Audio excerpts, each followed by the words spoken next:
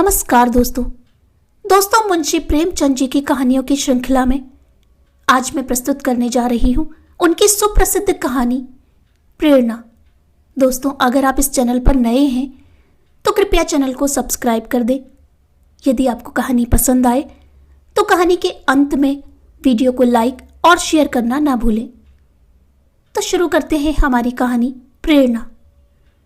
मेरी कक्षा में सूर्य प्रकाश से ज्यादा उद्यमी कोई लड़का ना था, बल्कि यूं कहो कि अध्यापन काल के 10 वर्षों में मुझे ऐसी विषम प्रकृति के शिष्य से साबका ना पड़ा था। कपट क्रीड़ा में उसकी जान बसती थी। अध्यापकों को बनाने और चिढ़ाने, उद्योगी बालकों को छेड़ने और रुलाने में ही उसे आनंद आता था। ऐसे ऐसे षड्यंत्र रचता, ऐसे ऐसे फंदे डालता, ऐसे ऐसे बंधन बांधता कि देखकर आश्चर्य होता था। गिरोह बंदी में अभ्यस्त था। खुदाई फौजदारों की एक फौज बना ली थी और उसके आतंक से शाला पर शासन करता था। मुख्य अधिष्ठाता की आज्ञा टल जाए, मगर क्या मजाल कि कोई उसके हुक्म की अवज्ञा कर सके। स्कूल के चपरासी और अर्दली उससे थर थर कांपते थे। इंस्पेक्टर का मुआयना होने वाला था। मुख्य अधिष्ठाता ने हुक्म दिया कि लड़के निर्दिष्ट समय से आधा घंटा पहले आ जाएं। मतलब यह था कि लड़कों को मुआयने के बारे में कुछ जरूरी बातें बता दी जाएं। मगर 10 बज गए, इंस्पेक्टर साहब आकर बैठ गए और मदरसे में एक लड़का भी नहीं। 11 बजे सब छात्र इस तरह निकल पड़े जैसे कोई पिंजरा खोल दिया गया हो। इंस्पेक्टर साहब ने कैफियत में लिखा, डिसिप्लिन बहुत खराब है। प्रिंसिपल साहब की किरकिरी हुई, अध्यापक बदनाम हुए और यह सारी शरारत सूर्य प्रकाश ने की थी। मगर बहुत पूछताछ करने पर भी किसी ने सूर्य प्रकाश का नाम तक ना लिया। मुझे अपनी संचालन विधि पर गर्व था। ट्रेनिंग कॉलेज में इस विषय में मैंने ख्याति प्राप्त की थी, मगर यहाँ मेरा सारा संचालन कौशल जैसे मोर्चा खा गया था। कुछ अक्ल ही काम ना करती कि शैतान को कैसे सन्मार्ग पर लाएं।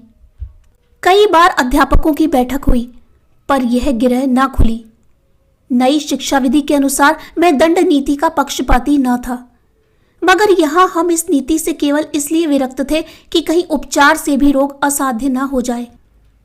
सूर्य प्रकाश को स्कूल से निकाल देने का प्रस्ताव भी किया गया, पर इसे अपनी अयोग्यता का प्रमाण समझकर हम इस नीति का व्यवहार करने का साहस न कर सके।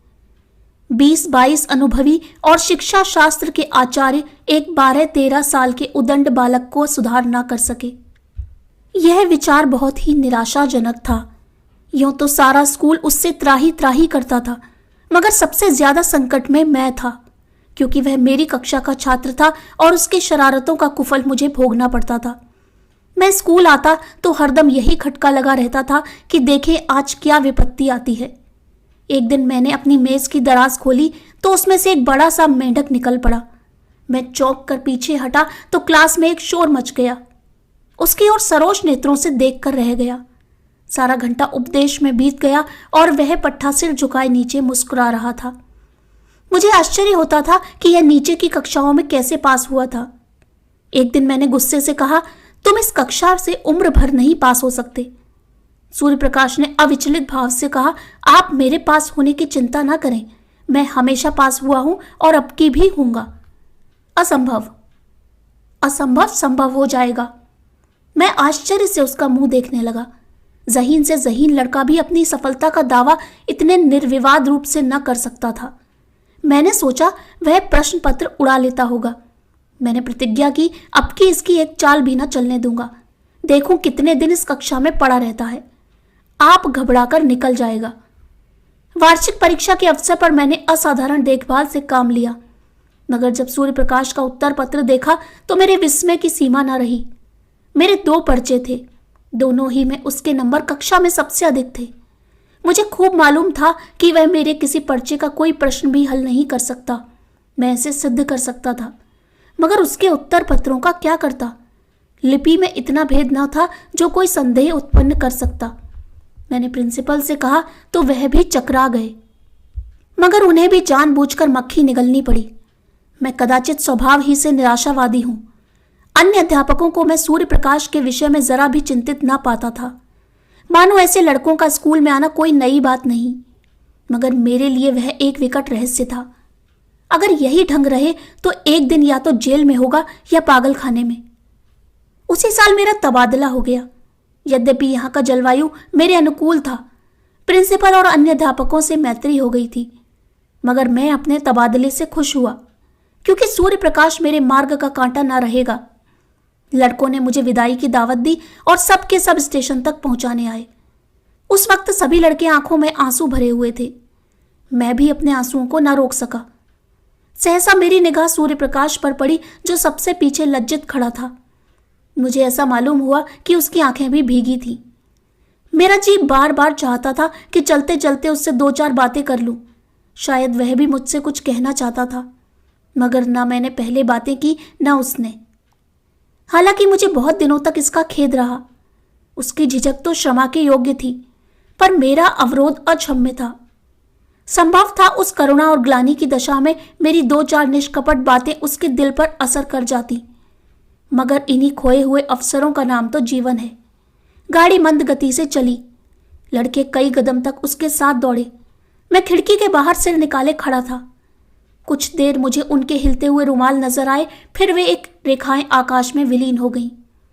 मगर एक अल्पकाय मूर्ति अब भी प्लेटफॉर्म पर खड़ी थी। मैंने अनुमान किया वह सूर्य प्रकाश है। उस समय मेरा हृदय किसी विकल कैदी की भांति घृणा, मालिन्य और उदासीनता के बंधनों को तोड़ तोड़कर उसके गले मिलने के लिए तड़प उठा। नए स्थान की नई चिंताओं ने बहुत जल्द मुझे अपनी ओर आकर्षित कर लिया। पिछले दिनों की याद एक हसरत बनकर रह गई। न किसी का कोई खत आया, न मैंने कोई खत लिखा। शायद दुनिया का यही दस्तूर है। वर्षा के बाद वर्षा की हरियाली कितने दिनों तक रहती है। संयोग से मुझे इंग्लैंड में विद्याभ्यास करने का अवसर मिल गया। वहां 3 साल लग गए। वहां से लौटा तो एक कॉलेज का प्रिंसिपल बना दिया गया। यह सिद्धि मेरे लिए बिल्कुल आशातीत थी। मेरी भावना स्वप्न में भी इतनी दूर ना उड़ी थी, किंतु पदलिप्सा अब किसी और भी ऊंची डाली पर आश्रय लेना चाहती थी। शिक्षा मंत्री से रप्त जप्त पैदा किया। मंत्री महोदय मुझ पर कृपा रखते थे, मगर वास्तव में शिक्षा के मौलिक सिद्धांतों का उन्हें ज्ञान न था। मुझे पाकर उन्होंने सारा भार मेरे ऊपर डाल दिया। घोड़े पर वह सवार थे, लगाम मेरे हाथ में थी। फल यह हुआ कि उनके राजनीतिक विपक्षियों से मेरा विरोध हो गया। मुझ पर जा बेजा आक्रमण होने लगे। मैं सिद्धांत रूप से अनिवार्य शिक्षा का विरोधी हूं। मेरा विचार है कि हर एक मनुष्य की उन विषयों में ज्यादा स्वाधीनता होनी चाहिए जिनका उससे निज का संबंध है।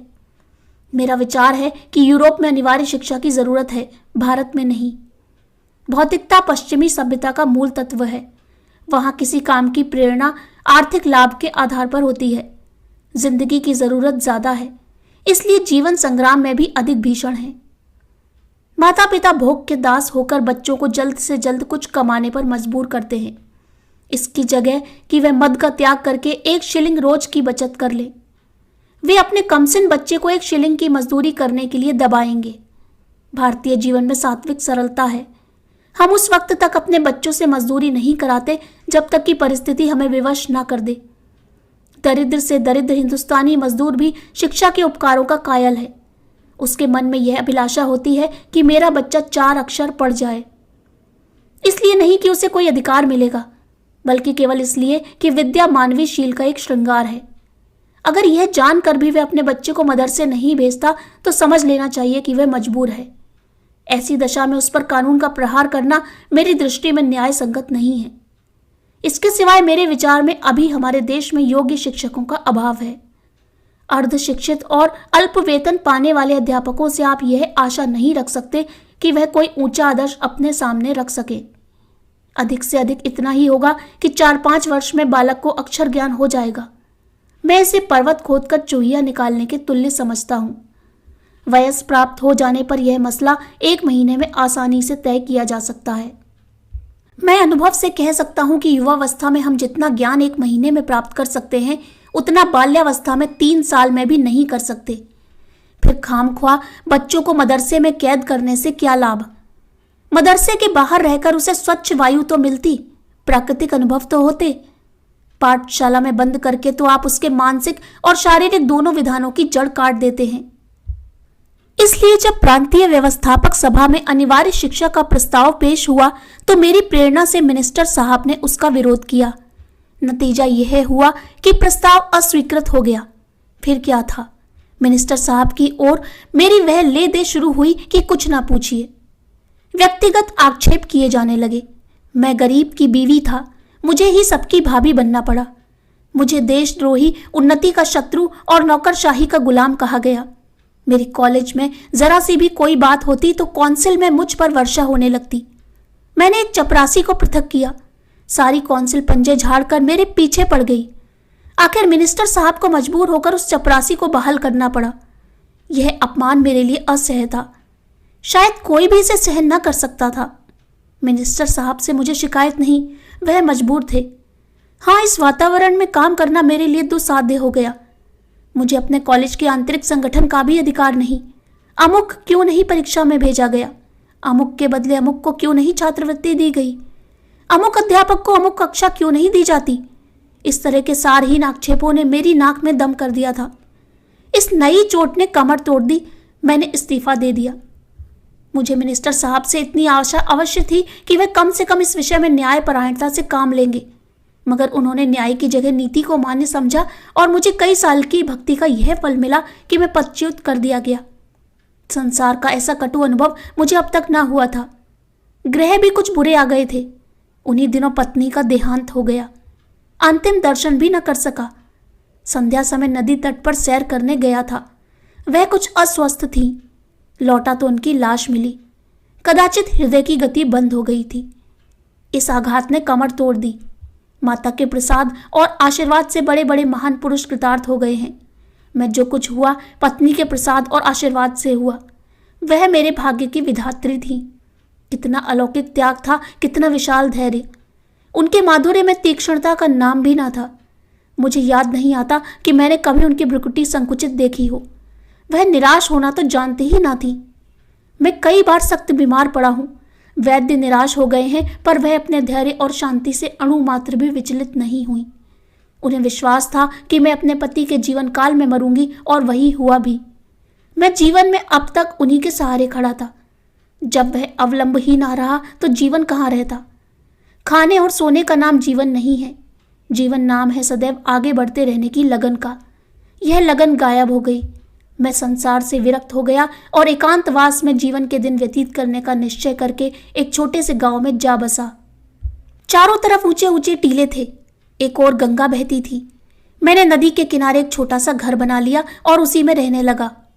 मगर काम करना तो मानवीय स्वभाव है। बेकारी में जीवन कैसे कटता। मैंने एक छोटी सी पाठशाला खोल ली। एक वृक्ष की छांव में गांव के लड़कों को जमा कर कुछ पढ़ाया करता था। उसकी यहाँ इतनी ख्याति हुई कि आसपास के गांव के छात्र भी आने लगे। एक दिन मैं अपनी कक्षा को पढ़ा रहा था कि पाठशाला के पास एक मोटर आकर रुकी और उसमें से उस जिले के डिप्टी कमिश्नर उतर पड़े। मैं उस समय केवल एक कुर्ता और धोती पहने हुआ था। इस वेश में एक हाकिम से मिलते हुए शर्म आ रही थी। डिप्टी कमिश्नर मेरे समीप आए तो मैंने झेपते हुए हाथ बढ़ाया, मगर वह मुझसे हाथ मिलाने के बदले मेरे पैरों की ओर झुके और उन पर सिर रख दिया। मैं कुछ ऐसा सिटपिटा गया कि मेरे मुंह से एक शब्द भी ना निकला। मैं अंग्रेजी अच्छी लिखता हूँ, दर्शन शास्त्र का भी आचार्य हूँ, व्याख्यान भी अच्छे दे लेता हूँ, मगर इन गुणों में एक भी श्रद्धा के योग्य नहीं। श्रद्धा तो ज्ञानियों और साधुओं ही के अधिकार की वस्तु है। अगर मैं ब्राह्मण होता तो एक बात थी। हालांकि एक सिविलियन का किसी ब्राह्मण के पैरों पर सिर रखना अचिंतनीय है। मैं अभी इसी विस्मय में पड़ा हुआ था कि डिप्टी कमिश्नर ने सिर उठाया और मेरी तरफ देखकर कहा, आपने शायद मुझे पहचाना नहीं। इतना सुनते ही मेरे स्मृति नेत्र खुल गए। बोला, आपका नाम सूर्य प्रकाश तो नहीं है? जी हाँ, मैं आपका वही अभागा शिष्य हूं। 12-13 वर्ष हो गए। सूर्य प्रकाश ने मुस्कुरा कर कहा, अध्यापक लड़कों को भूल जाते हैं, पर लड़के उन्हें हमेशा याद रखते हैं। मैंने उसी विनोद के भाव से कहा, तुम जैसे लड़कों को भूलना असंभव है। सूर्य प्रकाश ने विनीत स्वर में कहा, उन्हीं अपराधों को क्षमा कराने के लिए सेवा में आया हूं। मैं सदैव आपकी खबर लेता रहता था। जब आप इंग्लैंड गए तो मैंने आपके लिए बधाई का पत्र लिखा, पर उसे भेज ना सका। जब आप प्रिंसिपल हुए मैं इंग्लैंड जाने को तैयार था। वहां मैं पत्रिकाओं में आपके लेख पढ़ता रहता था। जब लौटा तो मालूम हुआ कि आपने इस्तीफा दे दिया और कहीं देहात में चले गए हैं। इस जिले में आए हुए मुझे 1 वर्ष से अधिक हुआ, पर इसका जरा भी अनुमान ना था कि आप यहाँ एकांत सेवन कर रहे हैं। इस उजाड़ गांव में आपका जी कैसे लगता है? इतनी ही अवस्था में आपने वानप्रस्थ ले लिया। मैं नहीं कह सकता कि सूर्य प्रकाश की उन्नति देखकर मुझे कितना आश्चर्य में आनंद हुआ। अगर वह मेरा पुत्र होता तो भी इससे अधिक आनंद ना होता। मैं उसे अपने झोपड़े में लाया और अपनी राम कहानी कह सुनाई। सूर्य प्रकाश ने कहा, तो यह कहिए कि आप अपने ही एक भाई के विश्वासघात के शिकार हुए। मेरा अनुभव तो अभी बहुत कम है, मगर इतने ही दिनों में मुझे मालूम हो गया है कि हम लोग अभी अपनी जिम्मेदारियों को पूरा करना नहीं जानते। मिनिस्टर साहब से भेंट हुई तो पूछूंगा कि यही आपका धर्म था। मैंने जवाब दिया, भाई उनका दोष नहीं, संभव है इस दशा में मैं भी वही करता जो उन्होंने किया। मुझे अपनी स्वार्थ लिप्सा की सजा मिल गई है और उसके लिए मैं उनका ऋणी हूं। बनावट नहीं, सत्य कहता हूं कि यहां मुझे जो शांति है वह और कहीं ना थी। इस एकांत जीवन में मुझे जीवन के तत्वों का वह ज्ञान हुआ जो संपत्ति और अधिकार की दौड़ में किसी तरह संभव न था। इतिहास और भूगोल के पोथे चाटकर और यूरोप के विद्यालयों की शरण जाकर भी मैं अपनी ममता को ना मिटा सका, बल्कि यह रोग दिन दिन और भी असाध्य होता जाता था। आप सीढ़ियों पर पांव रखे बगैर छत की ऊंचाई तक नहीं पहुंच सकते। संपत्ति की अट्टालिका तक पहुंचने में दूसरों की जिंदगी ही जीनों का काम देती है। आप कुचल कर ही लक्ष्य तक पहुंच सकते हैं, वहां सौजन्य और सहानुभूति का स्थान ही नहीं। मुझे ऐसा मालूम होता है कि उस वक्त मैं हिंस्र जंतुओं से घिरा हुआ था और मेरी सारी शक्तियां अपनी आत्मरक्षा में ही लगी रहती थी। यहां मैं अपने चारों ओर संतोष और सरलता देखता हूं। मेरे पास जो लोग आते हैं कोई स्वार्थ लेकर नहीं आते और न मेरी सेवाओं में प्रशंसा या गौरव की लालसा है। यह कहकर मैंने सूर्य प्रकाश के चेहरे की ओर गौर से देखा। कपट मुस्कान की जगह ग्लानि का रंग था। शायद यह दिखाने आया था कि आप जिसकी तरफ से इतने निराश हो गए थे वह अब इस पद को सुशोभित कर रहा है। वह मुझसे अपने सदुद्योग का बखान करना चाहता था। मुझे अब अपनी भूल मालूम हुई। एक संपन्न आदमी के सामने समृद्धि की निंदा उचित नहीं। मैंने तुरंत बात पलटकर कहा, मगर तुम अपना हाल तो कहो, तुम्हारी यह काया पलट कैसे हुई? तुम्हारी शरारतों को याद करता हूं तो अब भी रोए खड़े हो जाते हैं। किसी देवता के वरदान के सिवा और तो कहीं यह विभूति न प्राप्त हो सकती थी। सूर्य प्रकाश ने मुस्कुराकर कहा, आपका आशीर्वाद था। मेरे बहुत आग्रह करने पर सूर्य प्रकाश ने अपना वृत्तांत सुनाना शुरू किया। आपके चले आने के कई दिन बाद मेरा ममेरा भाई स्कूल में दाखिल हुआ। उसकी उम्र 8-9 साल से ज्यादा ना थी। प्रिंसिपल साहब उसे हॉस्टल में न लेते थे और न मामा साहब उसके ठहरने का प्रबंध कर सकते थे। उन्हें इस संकट में देखकर मैंने प्रिंसिपल साहब से कहा, उसे मेरे कमरे में ठहरा दीजिए। प्रिंसिपल साहब ने इसे नियम विरुद्ध बतलाया। इस पर मैंने बिगड़कर उसी दिन हॉस्टल छोड़ दिया और एक किराए का मकान लेकर मोहन के साथ रहने लगा। उसकी माँ कई साल पहले मर चुकी थी। इतना दुबला पतला कमजोर और गरीब लड़का था कि पहले ही दिन से मुझे उस पर दया आने लगी। कभी उसके सिर में दर्द होता, कभी ज्वर हुआ था। आए दिन कोई ना कोई बीमारी खड़ी रहती थी। इधर सांझ हुई और झपकियां आने लगी। बड़ी मुश्किल से भोजन करने उठता। दिन चढ़े तक सोया करता और जब तक मैं गोद में उठाकर बिठा न देता उठने का नाम न लेता। रात को बहुधा चौंक कर मेरी चारपाई पर आ जाता, मेरे गले से लिपट कर सोता। मुझे उस पर कभी क्रोध न आता। कह नहीं सकता क्यों मुझे उससे प्रेम हो गया। मैं जहां पहले 9 बजे सोकर उठता था अब तड़के उठ बैठता और उसके लिए दूध गर्म करता। फिर उसे उठाकर हाथ मुंह धुलाता और नाश्ता कराता। उसके स्वास्थ्य के विचार से नित्य वायु सेवन को ले जाता। मैं जो कभी किताब लेकर न बैठता था उसे घंटों पढ़ाया करता। मुझे अपने दायित्व का इतना ज्ञान कैसे हो गया इसका मुझे आश्चर्य है। उसे कोई शिकायत हो जाती तो मेरे प्राण नखों में समा जाते। डॉक्टर के पास दौड़ता, दवाई लाता और मोहन की खुशामद करके दवा पिलाता। सदैव यह चिंता लगी रहती थी कि कोई बात उसकी इच्छा के विरुद्ध ना हो जाए। इस बेचारे को यहाँ मेरे सिवा दूसरा कौन है? मेरे चंचल मित्रों में से कोई उसे चिढ़ाता या छेड़ता तो मेरी त्योरियां बदल जाती थी। कोई लड़के तो मुझे बूढ़ी दाई कहकर चिढ़ाते थे, पर मैं हंसकर टाल देता था। मैं उसके सामने एक अनुचित शब्द भी मुंह से ना निकालता। यह शंका होती थी कि कहीं मेरी देखा देखी यह भी खराब ना हो जाए। मैं उसके सामने इस तरह रहना चाहता था कि वह मुझे अपना आदर्श समझे और इसके लिए यह मानी हुई बात थी कि मैं अपना चरित्र सुधारूं।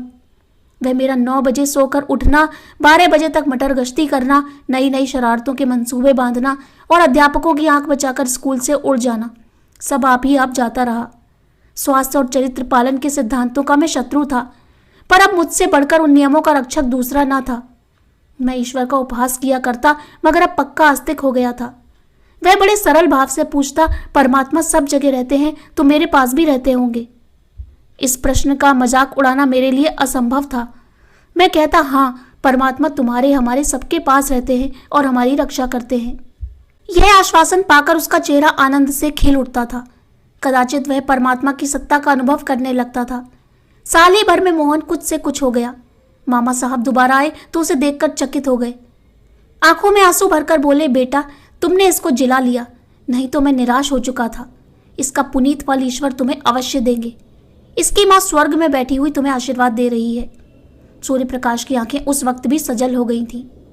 मैंने पूछा, मोहन भी तुम्हें बहुत प्यार करता होगा? सूर्य प्रकाश के सजल नेत्रों में हसरत से भरा हुआ आनंद चमक उठा। बोला, वह मुझे एक मिनट के लिए भी ना छोड़ता था। मेरे साथ बैठता, मेरे साथ खाता, मेरे साथ सोता। मैं ही उसका सब कुछ था। आह, वह संसार में नहीं है, मगर मेरे लिए वह अब भी उसी तरह जीता जागता है। मैं जो कुछ हूँ उसी का बनाया हुआ हूँ। अगर वह दैवी विधान की भांति मेरा पथ प्रदर्शक न बन जाता तो शायद आज मैं किसी जेल में पड़ा होता। एक दिन मैंने कह दिया था कि अगर तुम रोज नहा ना लिया करोगे तो मैं तुमसे ना बोलूंगा। नहाने से वह न जाने क्यों जी चुराता था। मेरी इस धमकी का फल यह हुआ कि वह नित्य प्रातःकाल नहाने लगा। कितनी ही सर्दी क्यों ना हो, कितनी ही ठंडी हवा चले, लेकिन वह स्नान अवश्य करता था। देखता रहता था कि मैं किस बात से खुश होता हूँ। एक दिन मैं कई मित्रों के साथ थिएटर देखने चला गया। ताकीद कर गया कि तुम खाना खाकर सो जाना। 3 बजे रात को लौटा तो देखा कि वह बैठा हुआ है। मैंने पूछा, तुम सोए नहीं? बोला, नींद नहीं आई। उस दिन से मैंने थिएटर जाने का नाम न लिया। बच्चों में प्यार की जो एक भूख होती है, दूध, मिठाई और खिलौनों से भी ज्यादा मादक, जो माँ की गोद के सामने संसार की निधि की भी परवाह नहीं करती, मोहन की वह भूख कभी संतुष्ट न होती थी। पहाड़ों से टकराने वाली सारस की आवाज की तरह वह सदैव उसकी नसों में गूंजा करती थी। जैसे भूमि पर फैली हुई लता कोई सहारा पाते ही उससे चिपट जाती है, वही हाल मोहन का था। वह मुझसे ऐसा चिपट गया था कि पृथक किया जाता तो उसकी कोमल बेल के टुकड़े टुकड़े हो जाते। वह मेरे साथ 3 साल रहा और तब मेरे जीवन में प्रकाश की एक रेखा डालकर अंधकार में विलीन हो गया। उस जीर्ण काया में कैसे कैसे अरमान भरे हुए थे।